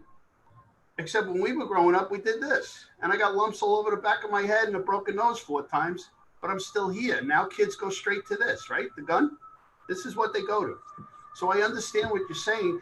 What we've done since July is try to get these officers to engage the people that don't want us the most, because they're the ones that are getting affected the most. I just want to throw some numbers back to you. Give me a second. I answer your question. We've had 115 young people But what I'm saying 60 is, days locked up with guns. Look, what I'm saying is, just leave them alone. No, but you're responding to crime, right? I threw a block party in the same area, right, where Chief Henderson, he shut it down after it was already shut down, and this was a positive. There was no crime going on. We was registering people to vote. You get what I'm saying? There was no crime going on, but nobody was out there doing what you're saying. Y'all only come out to step out to prove, to show y'all outside after somebody gets shot or after. So what are you doing to reduce the crime? What measurable actions are being took for you not even want to come out or have to come out? Well, let me go back at Jeremiah 1 second. So when you did the block party, did you mention it to a youth coordination officer that you guys are doing it so that we could make sure? Yeah, Chief Harrison was there. Chief Harrison was there. Okay. So why would it shut down if the chief was there? Exactly. The chief was there. The block was already shut down. They sent paddy wagons, all of that on the block just because of what block it was. And this is my point. So y'all only want to come out after somebody gets shot. We need things to reduce crime. Can I talk? Yeah. So I just submitted a plan to my Chief Madry, Unity in the Community, which is something that I want to do before any violence erupts in a positive aspect. And it's to not give it all away because obviously it's not approved yet. I want to bring unity to your community prior to anything happening. I want to bring resources to that community prior to anything happening. I want to say hello to you prior to anything happening. I want to offer you jobs, workshops prior to anything happening. So that's a plan I just submitted in retrospect to what you're saying. Also, being from and working in the 7-9 precinct, I can tell you I shut down a lot of block parties all summer long, every weekend. And I would say that a permit is for a certain time span. And after a certain hour, things have to stop, regardless if it's positive, negative, whatever it is.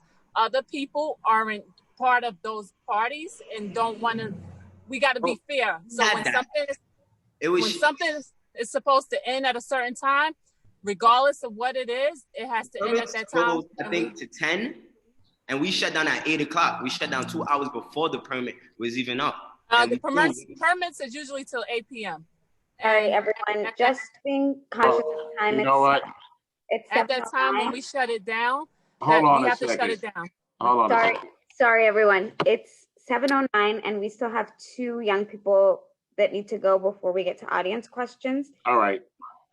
We can definitely continue this conversation. I want to make sure, Jeremiah, if you have any suggestions that you say them now, but I unfortunately want to make sure that Thomas and Sejpreet get a chance to talk as well before time is over. I said, as a suggestion, I said we should put honorable, respectable, understanding, outstanding, and trustworthy people in place in leadership within the NYPD, and not people who uphold these values, but not to the NYP standard, to the standard of the people. Thank you, Jeremiah. Elias, I'll go to you. Hi. So my question would be, first I just want to say that we talk about a lot how we need representation in the NYPD, whether that be women, people of color or people that stand with multiple religions. So my thing would be, you say that we need people that reflect our community to be in those jobs, but how do you plan on getting those certain people to join the field when they have been mentally manipulated or abused by police? Because there's been a point, like, personally, not to disrespect any of the officers here, but there's come to a point where I would never say I would want to be a cop. And that's just because that's just the energy that I've received from police officers, so that's just what I'm giving back. But I would say, like, what would be your next step to convince those people that they should be in the field and that that's what's going to change the community? Or how would you change our perspective on what we see with policing? Chief Madry? Yeah. You know, we're not going to win everybody over. So, I mean, I already know that. We're not going to win everybody over. You know, Chief Holmes, when she took over Chief of Patrol, that was one of the things we talked about, increasing recruitment opportunities, making sure that, you know, when we're out, you know, when there's events in the community, that we have recruitment tables, that we have officers out there trying to talk to people, to make sure that we're talking to young people. As I'm doing today, I'm asking each and every one of you, hey, talk to people in the community, you know, tell people, hey, you know, we want to make a difference. We want to make a change with NYPD. So let's get more young people, you know, to go into the police department and make that change. You know, that was something, you know, I haven't read my book in a while, but, you know, back in the days of W.E.B. Du Bois, when they had the talented 10th, when they actually invested in young people and sent them to college and then brought them back into the community. We have to find young people in our community that we can say, hey, this will be a great young person to be a police officer, a great young person to do this profession, to do that profession. We as a community have to find that. You understand? I mean, we can say, yeah, you know, the police, what you're going to do. And, you know, we have to be a big part of that, to go out there and encourage people who, you know, the right attitude, the right temperament, people who want to come out here and serve and help their communities, to be a part of that. But what is our own communities doing to say, yo, we want people from our community to go into the police department? One thing about this whole thing with public safety, it's a two-way street. You know, the community can't all say we want to do this, and the cops can't say we want to do this. We have to come together and find the right way to get the best results for all of us, so we can all be a little bit safer. So, you know, Elias, as I tell you that I'm going to go out there and do more community events and talk to young people and try to recruit, I need your help too, to say, hey, we want to see more people in the community like us. So, you know, you two guys and my sister right here, we need y'all to sign up and, you know, move in this profession. You got to think about that. If you don't mind me just interjecting. Yes. As a person in this community who lives extremely close to my district, there have been multiple times where police officers have come to me and be like, we've seen what you've been doing in the community. You seem like you have a really good temperament. You seem like you would be perfect to join the force. And before I got into this work, I was like, oh, okay, that's nice. I've never really thought of that before, but it might be good to be the change that I see in the community. Yet when I do that, nobody gets back to me. Nobody gets back to me. No follow-up is being held. They always say, oh, well, we have to get back to you, but we're kind of busy with this. Oh, well, there's a lot of things going on right now, so we can't do this. Understandably, you're saying that we can't choose everybody and that we can't turn everybody. We're not asking you to turn anybody. We're asking you to get the trust back that you have lost within the community of color that has been disproportionately criminalized. Mm-hmm.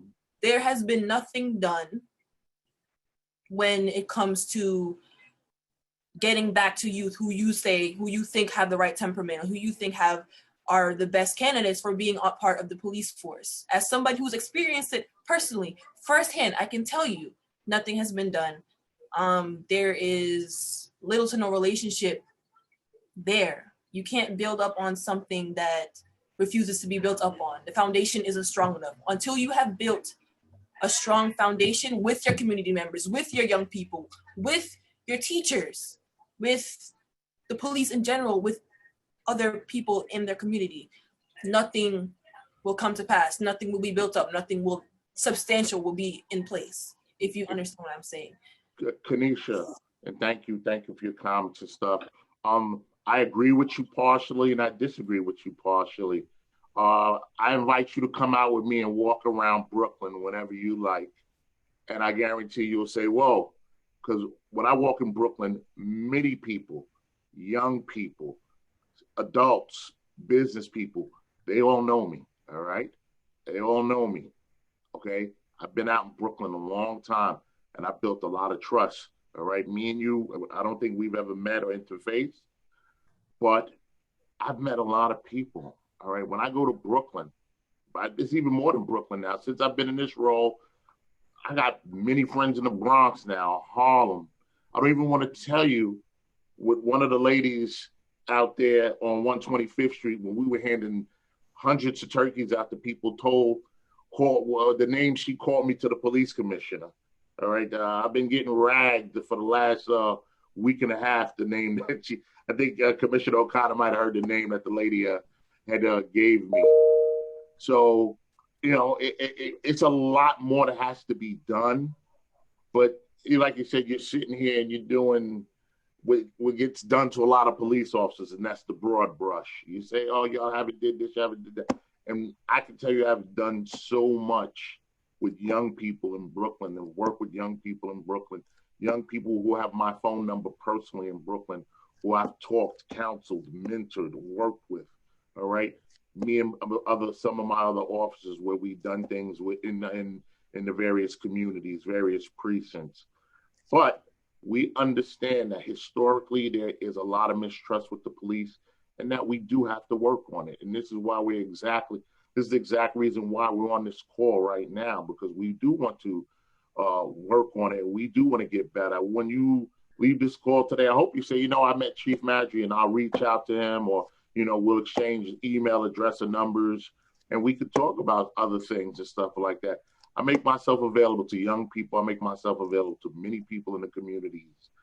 I want to not only build that trust, but I just want young people to understand that there are police officers here that they can turn to, that they can reach out to for help. And I have officers in Brooklyn. I can name officers in every precinct that you can reach out to, turn to, and they would love to help you because they've been doing it for years, working with young people, being inspirational to them. All right, I bring young men into my office to read books instead of them being in trouble in school. Plenty of young men. These same young men come to the youth center and play basketball now because of the relationships we built.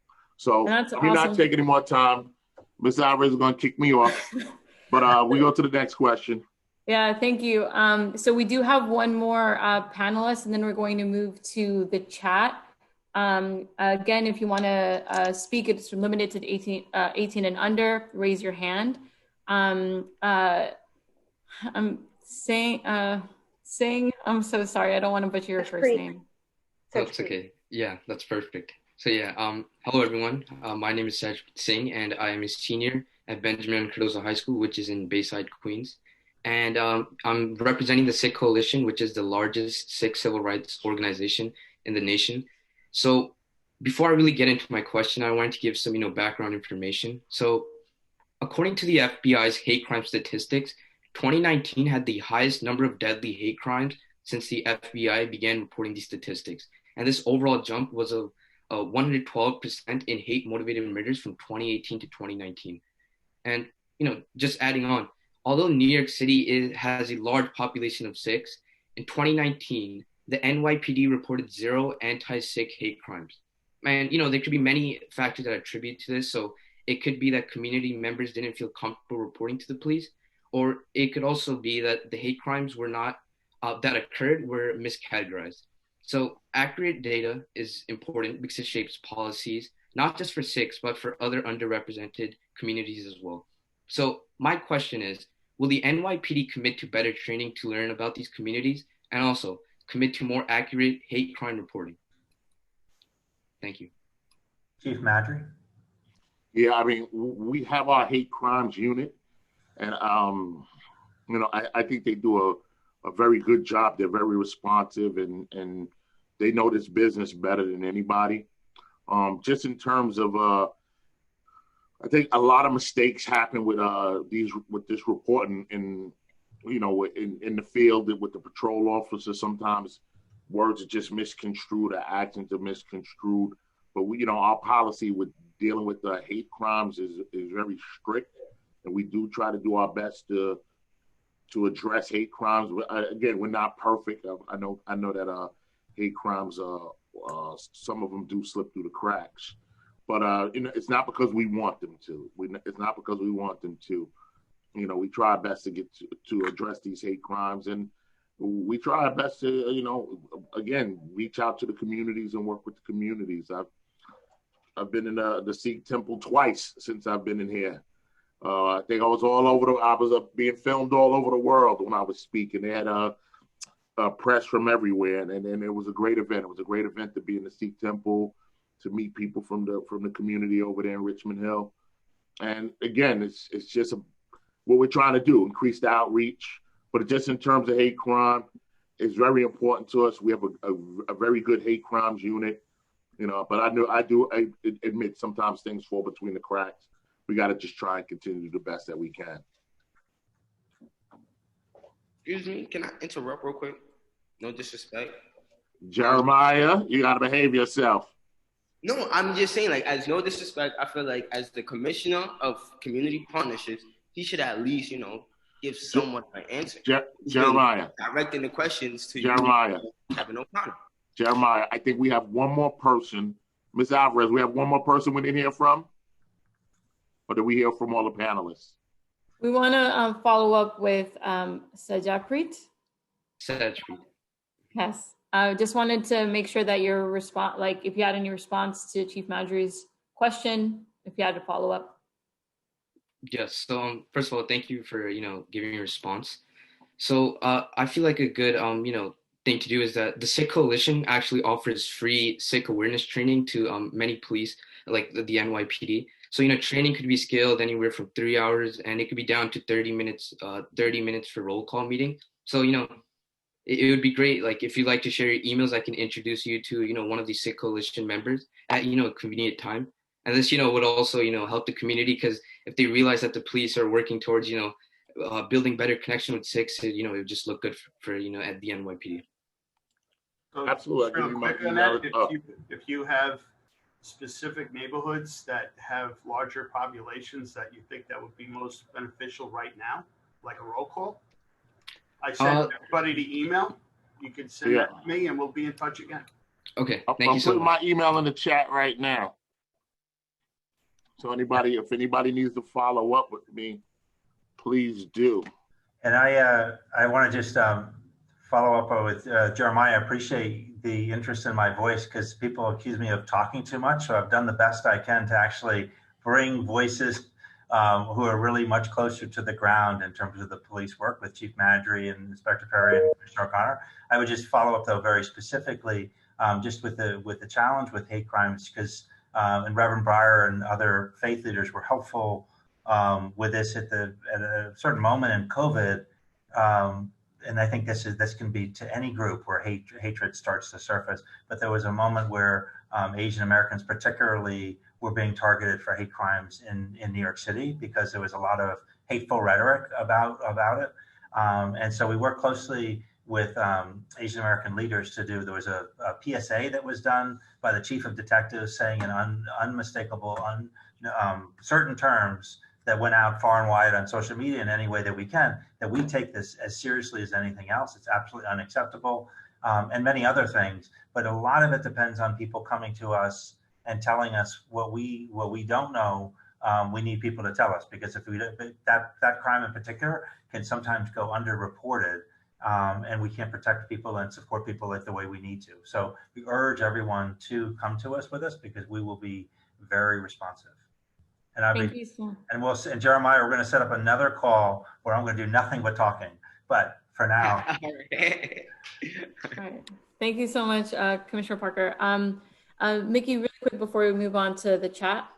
Oh yeah, I'm sorry. I want to make a point on what Chief Madry said about the police not being perfect. I'm going to direct this towards, I don't pronounce your name incorrectly. Oh, that was good. Okay. I understand what you're saying about the police not being perfect, but I don't think that in calculating how many hate crimes there have been towards a certain group, there shouldn't be any imperfection. That's your job. Like you're supposed to calculate hate crimes. You're supposed to make sure that the citizens of New York are being taken care of. And I don't think I can accept that answer, because that's like as the police. I understand that you're humans. But if there were zero calculated, I don't understand how that could be in any way possible. And I think you totally misconstrued what I said. I'm gonna have it. Hold on, let me just answer her. We calculate all hate crimes. I never said there's zero hate crimes calculated. We have an incredible hate crimes unit. No, not in general. I wasn't talking. He said that sometimes he thinks that hate crimes get missed, and absolutely it does. Because when we respond, if people don't give us the full account of what happened, we may miss that there potentially was a hate crime. And it happens. We don't get all the information. And sometimes we actually look and say, wait a minute, what happened? And we follow up and realize that it was a hate crime. So that's when I say we're not perfect, because sometimes when we're asking the questions, maybe we miss a question, maybe the person doesn't tell us exactly what happened, what happened before an assault, or what happened, during a fight, or what kind of words we use. Sometimes we don't get that information, and that does happen. That does happen. So when I say we're not perfect, sometimes we just miss during the interview. We don't get the right information, or we ask a question and we misconstrue an answer. Thank you so much, Chief Madry. And it sounds like to really try to make it so that it is closer to zero, and really trying to close that gap. And I think this conversation is really important to ensure that these crimes are accurately reported. So we're going to move on to the chat. We're really short on time. So with anybody in the audience that wants to share their suggestions, I'm going to open up the chat to all. You can write down your suggestions and we'll make sure to document them. But first we'll be hearing from Yusuf Riggi, then Brianna. So if the responses from NYPD can be under a minute, that would be great. Thank you. Hello. Hi, my name is Yusuf and I'm a freshman at Midwood High School. And I'm Muslim, and I want to talk about the surveillance of Muslims.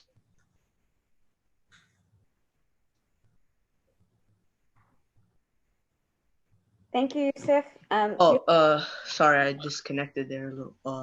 But yeah, I want to talk about the surveillance of Muslims. Since at least 2002, the NYPD's Intelligence Division has engaged in the religious profiling and suspicionless surveillance of Muslims in New York City and beyond. The NYPD's Intelligence Division has singled out Muslims and religious community leaders in mosques, students associations, organizations, businesses, or that has been discriminatory and has not been conducted or like any planning. Even my sister has told me that how the NYPD had a secret informant surveilling the Muslim students at Brooklyn College a few years back. So basically my question is, what will and what has been the NYPD doing when it comes to surveilling the Muslim community? Chief Madry, do you want to respond, or? Yeah, Yusuf, thank you for your question. And I apologize because I don't think I can answer your question. You said, what have we been doing with surveilling the Muslim community? Or what has the NYPD been doing when it comes to surveilling the Muslim community, or has it like stopped? Or? Well, I know there was, and I don't have all the particulars, and you have to forgive me. Because, but I know there were court cases and stuff, and maybe Commissioner Parker, you were aware of the court cases? Yeah, I can, I can answer the question, Yusuf. I think to some extent there's a federal court case that comes out of the 1970s called Hanshu. That was the name of the plaintiff in the case. But basically, it prohibits the police department from surveilling groups, and there's a federal judge in the Southern District of New York who reviews any cases where is sort of a monitor for anything that people think would fall under that kind of surveillance. So there's a federal judge who monitors it. But I think your point And I know Jeremiah said I can't use this word, but I'm going to use it anyway. I think it all comes down to trust. I think that it is really something where we have to see each other. We have to make sure that whatever we're doing in terms of law enforcement can't be based on someone's religion, someone's skin color, where they live. It has to be based on objective fact, evidence, and nothing. And people have to believe it. So we could say it all we want, that that's what we're doing. But if people don't believe it, if they don't trust that, then it really doesn't matter. So you raise an important point, is that there's distrust about that, and we have to do what we have to do to make sure that people believe that we're being fair, and we're being honest, and we're being transparent. Thank you so much, Commissioner Parker. And Yusuf, if you have any ideas, you can share them in the chat, and suggestions to better that relation and dynamic. And then next we'll be hearing from Brianna. We are at 7:30. I'm just gonna ask folks just for 4 more minutes just to get through these 2 questions. And we'll use the last minute for Thomas to wrap it up, to give us some final thoughts. Brianna? Okay, before I get into my question, I would like to say that listening to on these conversations, I noticed that you haven't been the people answering the questions haven't been answering the questions directly. They will give a half answer and then sort of enforce their own idea onto the youth, and saying that this is a kind of, I don't know, a kind of meeting where youth is supposed to share their ideas. I don't feel like this is a safe spot for youth to actually share their ideas. But now into my question. Do you think that people suggested that you should defund the police because they see that there has been an issue of police officers who are in the wrong and they're not facing severe enough consequences? Do I believe people want the police to fund it because of bad incidents occurring with the police? Is that your question? No, my question is, do you think that people suggested that you should defund the police because they see that there's an issue with policemen and policewomen not facing severe enough consequences when they're in the wrong?